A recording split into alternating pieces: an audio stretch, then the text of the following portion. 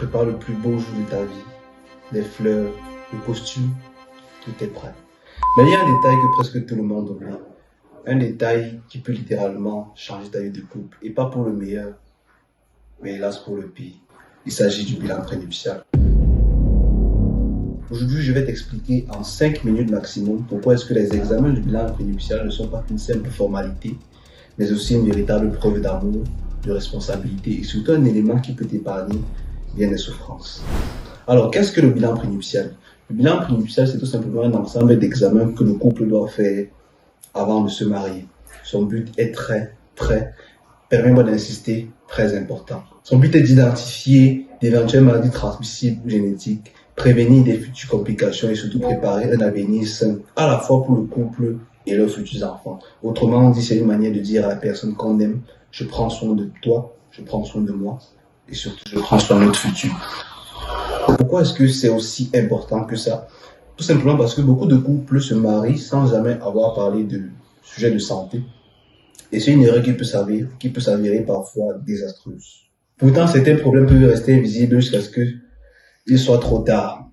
Des problèmes qu'on peut détecter grâce à ces examens.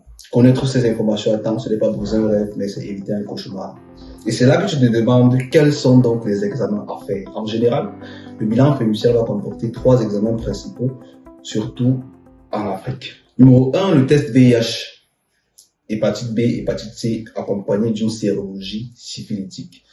Vous l'aurez compris, il s'agit là de maladies sexuellement transmissibles, ou plutôt le terme infection sexuellement transmissible. Je ne pense pas avoir besoin ici d'expliquer pourquoi est-ce qu'il est important de connaître si son partenaire est porteur d'une IST.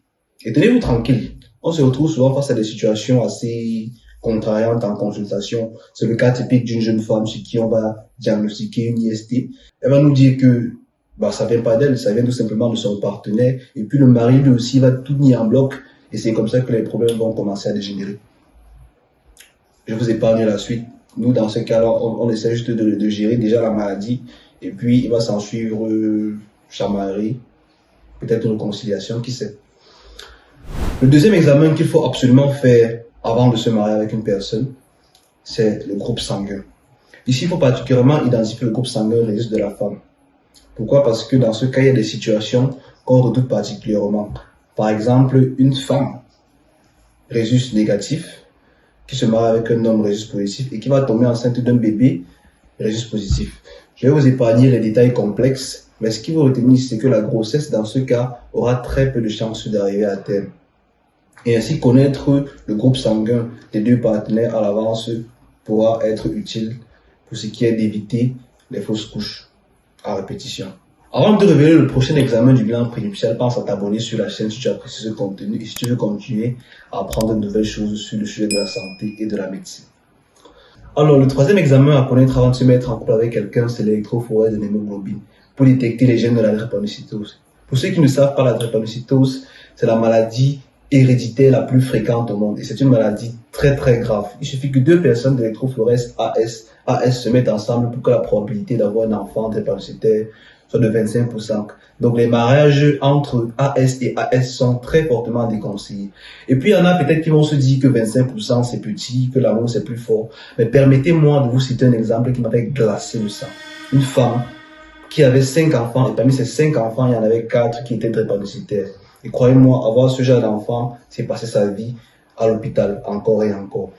Tout simplement parce que personne ne lui avait jamais parlé de l'importance de connaître l'électrophorèse d'hémoglobine, de connaître celui de son partenaire avant de se mettre à avoir des enfants qu'avec lui. Les examens du bilan prénuptial in fine sont simples, rapides, accessibles et relativement peu coûteux. Alors pourquoi s'en passer? Partage la vidéo, like et si tu as des questions, tu peux les mettre en commentaire, j'y répondrai. Regarde également cette autre vidéo, ça pourrait fortement t'intéresser, surtout si tu consommes du vin, de la bière ou quels que soient les autres dérivés de l'alcool.